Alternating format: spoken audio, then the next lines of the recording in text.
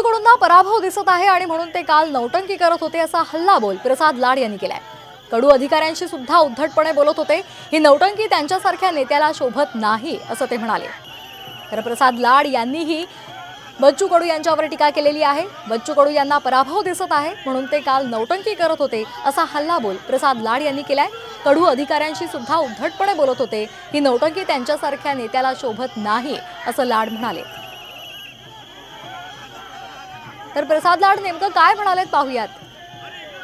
मला वाटतं की काल टीव्हीवर ज्या पद्धतीमध्ये आमचे मित्र बच्चू कडू साहेब पोलीस अधिकाऱ्यांची उज्जत घालत होते, जागेवर बसण्याचं नाटक करत होते, ही त्यांची नौटंकी पूर्ण महाराष्ट्राला माहिती आहे। मग ती मंत्रालयामध्ये अधिकाऱ्यांसमोर असेल, कर्मचाऱ्यांबरोबर असेल, एसटी चालवणाऱ्या ड्रायव्हरबरोबर असेल, किंबहुना तलासी तहसीलदाराबरोबर असेल, निश्चितपणे त्यांना पराभव दिसायला लागला आहे। आणि आमच्या उमेदवार भारतीय जनता पार्टीच्या सौ नवनीत राणा यांचा विजय हा निश्चितपणे त्यांना दिसायला लागलेला आहे आणि बच्चू कडू सारख्या नेत्याकडून आम्हाला अपेक्षित नाही।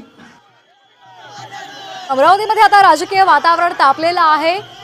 कडू आता मैदानात उतरलेले आहेत आणि मैदानाच्या राड्यावर सुद्धा कडूंनी मोठं विधान केलेलं आहे।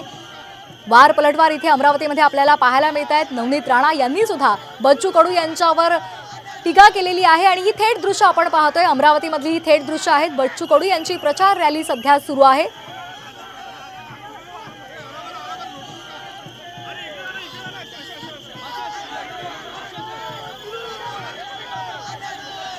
तर बच्चू कडू यांच्या प्रहार जनशक्ती पक्षाचे दिनेश बुब हे अमरावतीमध्ये निवडणूक लढत आहेत, निवडणुकीच्या रिंगणामध्ये आहेत आणि त्यांच्यासाठी आता बच्चू कडू यांनी ही मोठी प्रचार रॅली काढलेली आहे।